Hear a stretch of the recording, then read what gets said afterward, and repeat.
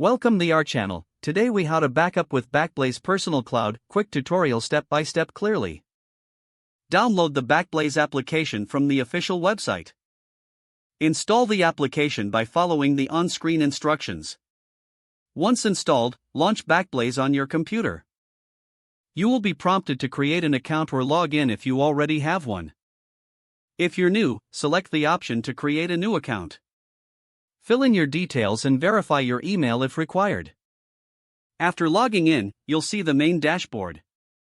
Select the backup option to start the setup process. Backblaze will automatically detect files and folders on your system. Choose which files you want to backup. You can select specific folders or opt for default settings to back everything.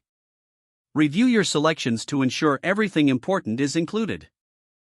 Next, set your backup schedule. You can choose continuous backup or set a specific time for backups. Once you're satisfied with your selections and schedule, click Start Backup. The initial backup may take some time depending on your data size. You can monitor the progress in the Backblaze dashboard.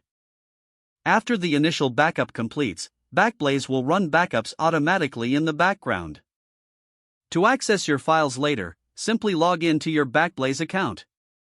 Explore the restore options to recover files if needed. You can restore files via the web or request a physical USB drive. Make sure to check your backup settings periodically. Keep your software updated for the best performance and security.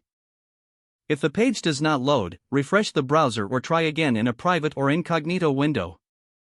Make sure you are using the correct email address, then retype it carefully to avoid small typos. If your password is not accepted, use the reset option and create a new strong password you can remember. Check your spam folder for verification or security emails, then complete any requested confirmation steps. Enable two-factor authentication if available to improve account security and reduce unauthorized access risk. After signing in, review your profile details so your contact information and settings are accurate and current.